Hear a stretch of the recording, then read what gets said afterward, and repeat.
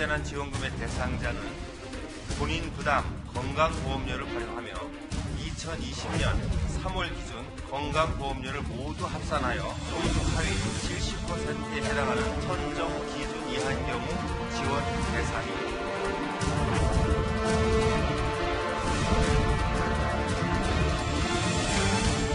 경계선상에 있으신 분들 하위 70% 선에 들어올 수 있도록 해서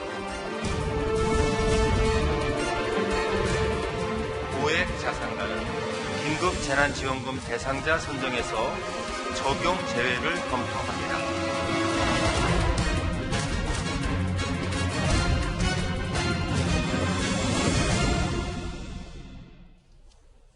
예.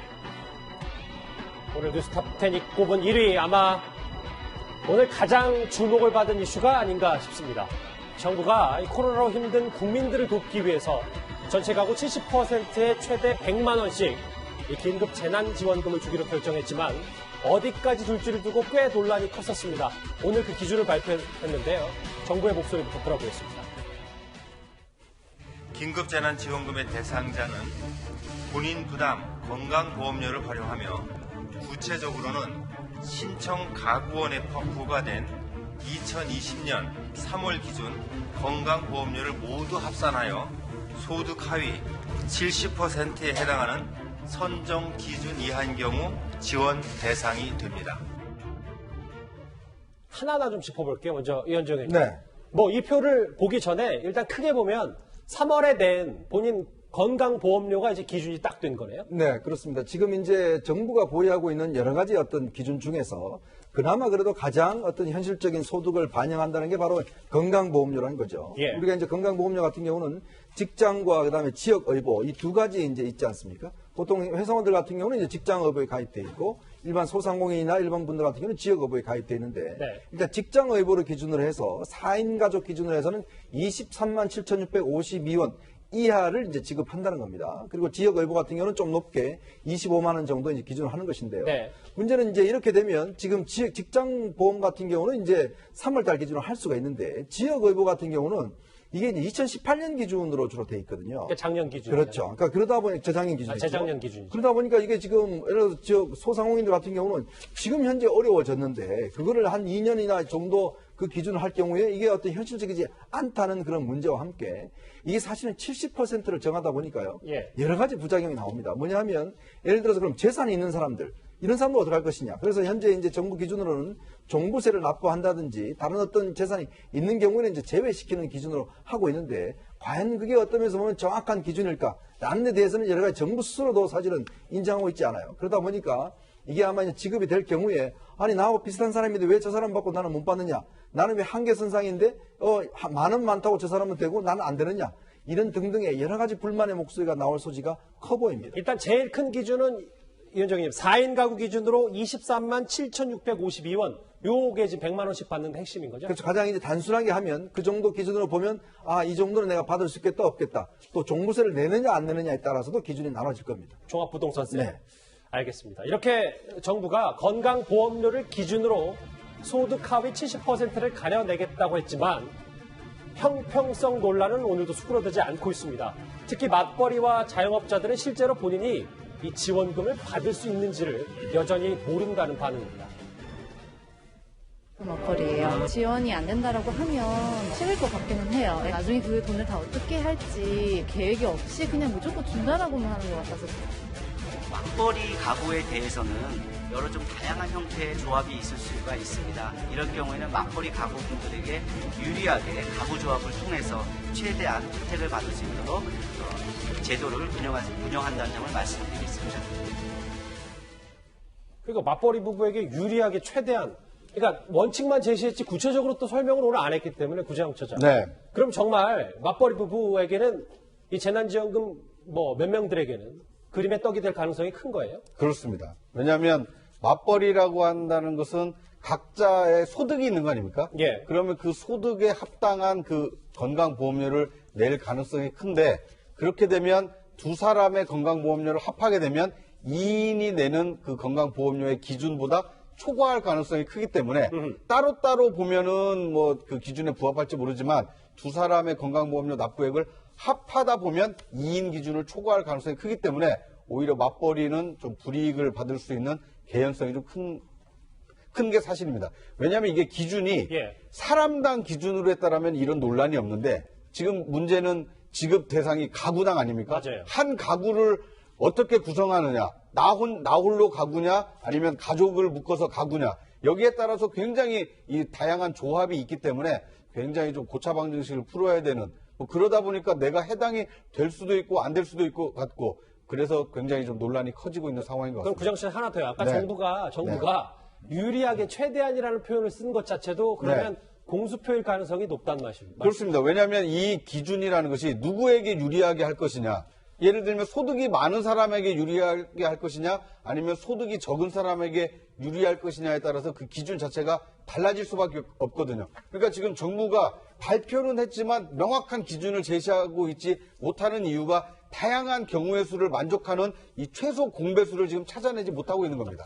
그러니까 기껏 전체 가구에서 찾아낸 것은 예. 건강보험료지만 그 건강보험료 하위에 있는 맞벌이 부부라든지 또는 가구 수가 좀 나누어져 있다든지 이런 경우를 어떻게 할 것이냐. 그러니까 질문을 할 때마다 답변이 지금 달라질 수밖에 없는 상황입니다. 최소 공배수까지 나왔네요. 알겠습니다.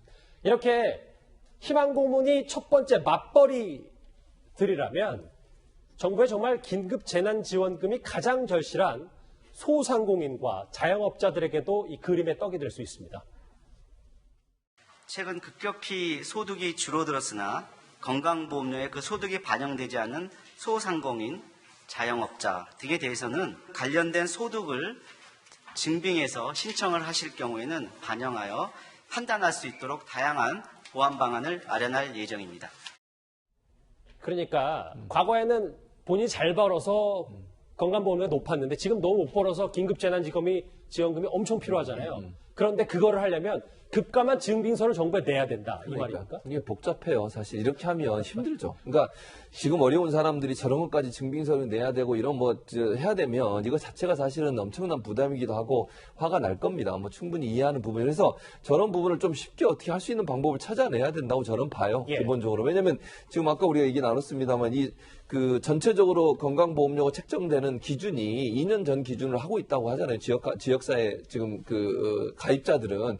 그렇다고 하면 그때 벌어놓은 그 수준하고 지금하고 완전히 다른데 이걸 증명해내려면 또 여러 가지 서류를 떼내야 되는 이런 상황이 되니까 긴급하게 지원하는 목적 자체가 사실은 소상공인이나 자영업자들의 어려운 환경을 도와주기 위해서 하는 거니 이런 부분을 좀 더 간단하게 할 수 있는 방안들 아니면 실제 공무원 직접 찾아가서 현장 실사를 하든지 이런 방법을 통해서 좀 직접적인 도움을 줄 수 있는 방안들을 찾아야 된다. 이렇게 어렵게 만들어 놓으면요. 이렇게 하고도 또 비판을 받을 수 있어요. 그래서 가능한 한 쉽게 자영업자나 소상공인이 도움을 받을 수 있는 그런 방안들을 빨리 찾아낸다고 생각합니다. 최 교수님 질문 하나 더요. 그런데 지금 이번 주중에만 벌써 2번 발표했어요. 찔끔찔끔 발표했는데 또 논란인데 그럼 또 언제 보완하고 또 언제 받고 뭐 이렇습니까? 그래서 제 말이 저는 그러니까 기본적으로 저는 모든 사람을 동일하게 좋아한다고 생각하지만 지금 상황에서 그게 안 되니 제가 아까 말씀드린 공무원들이 실사를 가서 정말 현장에 방문해 가면서 어려운 부분이 있는 부분들을 직접적인 재난에 도움이 될 수 있는 그런 어떤 지원책을 마련해야 된다는 말씀이 드는 거죠. 예. 불가능해요, 저게. 그러니까 저 기준을 다루는 게 불가능한 게요. 아까 건강보험료 23만 원에서 끊긴다고 했잖아요. 그럼 24만 원 낸 사람은 1인당 40만 원, 최대 4인 가구 100만 원을 못 받는 거 아닙니까? 그러니까 만 원 차이 때문에 100만 원을 누구는 받고 누구는 못 받는다.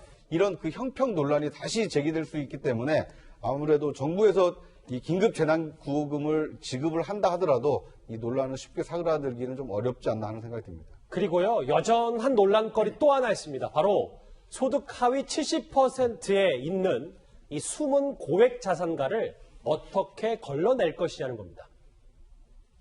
재산도 어느 정도 기준치를 잡아놓는다면 조금이라도 공평하게 지원금이 가지 않을까.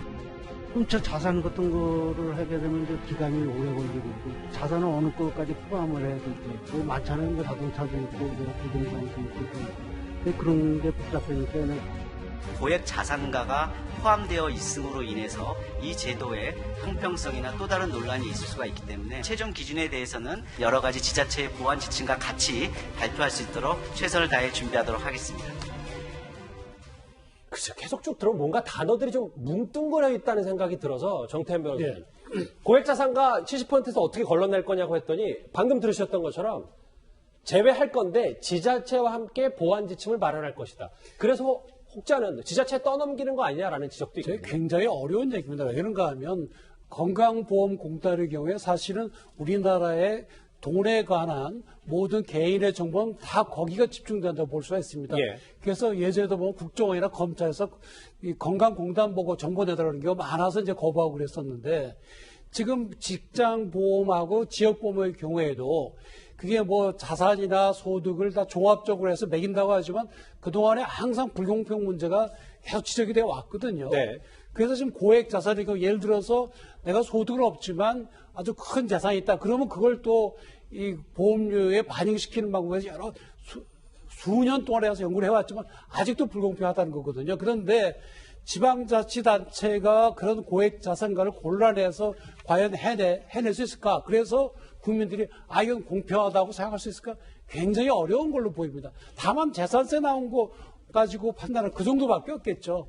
지금 뭐 저기 자막에도 나오지만 재산 한 5억, 6억 정도 되면 거기가 이제 경계선일 것이다. 그래서 뭐 서울에 집 있는 사람은 거의 안 되고 뭐 자동차 이런 것까지 포함해서 하면 고액 자산가는 안 되는데 또 여기에 숨은 사람들도 있기 때문에 지금 워낙 복잡합니다. 이렇게 주는 정부나 받는 국민이나 이렇게 혼란스러운 이유 바로 설계 단계부터 저희가 한번 되짚어 봐야겠습니다. 정부 재정 여건을 감안해 본다면 저로서는 굉장히 선택하기 굉장히 어려운 그런 옵션이라고 생각을 합니다. 정부 측은 국가 부채를 문제로 인해서 소극적인 재정 정책을 펴고 있는데 그렇게 하면 안 됩니다. 위기 상황입니다. 위기 상황인 건 맞고 그래서 긴급 재난지원금을 집행을 했는데 이현정 의원. 네. 그런 얘기가 많더라고요. 그러니까 목표가 소득 진작이었으면 다 줬어야 되고 취약계층을 딱 핀셋으로 봤으면 그 계층만 줬어야 되는데 애매한 70%를 잡아서 지금 이런 혼란이 있는 거 아니냐라는 얘기가 있거든요. 그러니까 저 위기가 국민의 위기인지 민주당의 위기인지 저는 잘 이해가 안 됩니다. 자, 왜냐하면요. 지금 이제 이 돈을 생각해 보십시오. 지금 100만 원이 어떤 면에서 보면 굉장히 절박한 분들이 계실 거예요. 근데 100만 원을 줘봤자 어떤 면에서 뭐 있으나 마나한 분들도 계실 거예요. 지금 어떤 면에서 아직까지 우리 위기가 본격적으로 이제 물론 일부에서 나타나기 시작하지만 아직 본격화된 건 아니거든요. 그러면 지금 이게 이 자금의 성격이 뭡니까? 결국 긴급 재난 자금이잖아요. 지원금이잖아요. 그러면 이 상황에서 정말 어려운 분들한테 도와줘야 되는데 그래서 이제 홍남기 부총리 같은 경우는 그러면 이거는 50% 정도로 하자. 왜냐하면 이제 하위 50% 정도 되면 좀 어려우니까 이분들한테 이제 먼저 하자 하고 이야기를 했는데 당청협의회에서 뭐라고 그랬냐면 80%로 올리자고 이야기를 한 거예요. 그러다면 돈도 많이 들고 이거 80%를 하려면 이분들한테 지금 절박하지 않다. 그래서 굉장히 싸움을 많이 벌였다고 합니다. 그렇죠. 결국 그 상황에서 이제 이 담당하는 기획재정부 장관과 청와대 정책실장은 이거 안 된다. 50%를 하자. 이 다음에 당에서는 무슨 소리냐 80% 하자. 그래서 이제 청와대에 있는 비서장이 개입을 하면서 그 중간선이 70%는 딱 끊어버린 거예요. 네. 자, 그러다 보니까 이 이제 사단이 벌어진 겁니다. 결국은 돈은 돈대로 나가고 실제로 또 분리하기도 어렵고 그리고 실제로 이 돈이 긴급하게 필요한 분들한테 좀 많이 가야 되는데. 그러니까 목표가 불분명하다면. 그렇죠. 왜냐하면 돈이 있잖아요. 지금 생각해 보십시오. 정말 많이 필요한 분들, 지금 소상공인들 같은 경우에 지금 문 닫게 생긴 분들이 많거든요. 그럼 그분들한테 200만 원을 줄 수가 있어요. 그러면 그분들한테 200만 원은 굉장히 요긴하게 쓸 수 있는 겁니다. 근데 그거를 나눠서 누구는 100만 원, 필요 없는 사람한테 100만 원 이렇게 나눠버리면 우리가 한 번 하고 끝날 겁니까? 아니거든요. 왜냐하면 이게 생각해 보십시오. 앞으로 5월, 6월 되면요. 더 심각한 상황이 올 수 있어요. 경제에 미친 영향이 더 심각한 상황이 올 수 있으면 그때 또 해야 됩니다. 자, 그러면 그때 또 이렇게 찔끔찔끔 할 거냐는 이야기예요. 오히려 어떤 면에서 한쪽에 좀 돈을 몰아주는 것이 실제로 낫지 않는가라는 게 이제 기획재정부의 생각인데 선거가 있지 않습니까?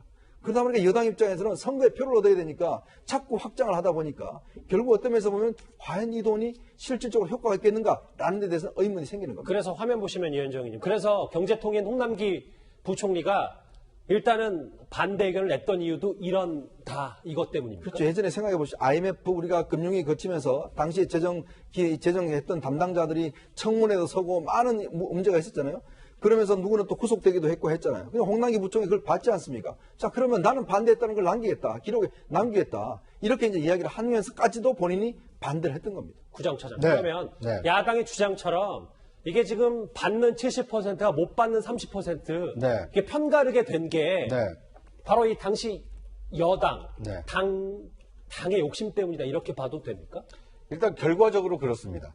그러니까 정부에서 마련을 했던 것은 이 50% 그러니까 차상위 계층과 그 기초소득 대상자를 대상으로 이 긴급 재난기금을 주겠다라고 얘기를 했는데 예. 그런데 이제 절반만 딱 주게 되면 말 그대로 우열을 가리기가 좀 어렵지 않습니까? 그러니까 더 많은 국민에게 혜택을 주도록 하자라고 하면서 이제 묘안처럼 얘기가 나온 것이 하위 70% 가구에 주도록 하자. 그러면 더 많은 국민에게 이 혜택이 돌아가지 않겠느냐. 이런 절충안이 나온 것이고요. 물론 이것이 뭐 꼭 그 선거를 의식하고 표를 의식했다라기 뭐 그런 측면도 있겠습니다만 더 많은 국민에게 혜택을 주겠다라는 뭐 선의도 있을 수 있습니다. 그런데 문제는 왜 50%는 안 되고 왜 70%여야 되느냐. 예. 70과 80의 차이, 50의 차이, 또 100%가 되면 안 되는 이유가 뭐냐. 그러니까 이 기준, 70이라는 기준 자체가 굉장히 애매모호한 겁니다. 정치적이란 말씀이십니까? 그렇습니다. 그러다 보니까 뭔가 이게 표심을 의식해서 알겠습니다. 조금 더 많은 비중으로 높이려고 했던 거 아니냐. 그걸 주장한 것이 민주당이기 때문에 선거를 앞두고 있는 당에서 그렇게 요구한 것은 표심을 좀 의식한 거 아니냐. 이런 그 의구심이 좀 나오고 있는 상황입니다. 신속하게 지급해야 되는 게 당연히 긴급 재난지원금입니다. 그런데 다음 달쯤 국민들의 주머니에 들어올 건지도 여전히 확실치가 않아서요. 문제가 또 하나 있습니다. 지자체와 이 돈을 분담해야 되는데 그것조차 쉽지 않아 보입니다. 80%는 정부가 부담하고 관련 지자체도 최소한 20%는 부담하기로 이렇게 결정이 됐다는 말씀을 드립니다. 다만 서울시의 경우에는 다른 지자체와 조금 다르게 약간의 차등률이 적용될 수 있겠습니다. 그러니까 뭐 편가르기 논란 말고도 이것도요. 지자체가 정부가 다 주는 것도 아니고 또 8대1로 나누는데 지금 지자체들도 돈이 당연히 없을 거 아닙니까? 이건 또 어떻게 교통정리가 되면 그러면 국민들한테는 또 언제 돈이 들어갈지. 그러니까 돈 들어가는 건 제가 볼 때는 선거 전에는 불가능해요. 거의. 그건 뭐 2차 추경을 해야 되니까 선거 끝나고 나서 마지막 이제 20대 국회가 마지막 하면서 여러 가지 해야 되니까 이건 뭐 선거 전에는 돈 지급은 거의 안 되고요. 다만 지자체 문제도 사실은 지금 뭐 경기도, 그 다음에 부산, 여긴 다 못하겠다고 그랬어요. 이유는 경기도나 부산은 이미 지급을 하고 있어요. 그래서 재정이 거의 부족해서 예. 더 이상 정부가 요구하는 걸 낼 수 없다고 얘기하고 있고 나머지 지금 지역들도 서울 같은 데 더 많이 내게 하겠다고 하는 것은 재정 여력이 훨씬 크기 때문에 그런 거고요. 지역의 조그만 도시들은 재정이 어려워요. 그러다 보니 제가 볼 때 지자체가 전부 다 지급할 수 있을까 하는 의문이 들어요. 그러면 결국 국고에서 또 나가는 수밖에 없어요. 그러니까 조정은 하겠지만 재정이 어느 정도 여유가 있어서 뭐 물론 그 지역 자치단체 중에 하겠다고 한 데도 많아요. 그런 데가 있기 때문에 혹시나 어려운 부분은 어쩔 수 없이 또 정부가 부담해야 되겠죠. 글쎄요. 또다시 구체적인 기준이 좀 잘 안 밝혀진 거 아니냐라는 또 다시 한 번의 논란이 있는 긴급 재난지원금 얘기 오늘 가장 중요한 이슈로 정리를 해봤습니다. 다음 주제 넘어가기 전에요. 조금 전에 들어온 속보 하나를 만나봐야 할 것 같습니다. 조주빈 관련 소식인데 군사경찰이 군 복무 중인 조주빈의 공범을 긴급 체포했습니다. 예. 부대를 압수수색해서 휴대전화까지 확보를 한 건데요. 조주빈이 변호인에 언급한 그 공범 3명 가운데 1명으로 알려지고 있습니다. 텔레그램 대화명 이기야를 쓰는 인물, 박사방과 달리 이기야를 쓰는 인물인 것 같은데요. 이 관련 속보 4개는요. 제가 뉴스 말미에 준비한 조주빈 관련 속보에서 좀 더 자세히 짚어보도록 하겠습니다. 이제 다음 주제, 여기도 정치권 이슈로 가보겠습니다.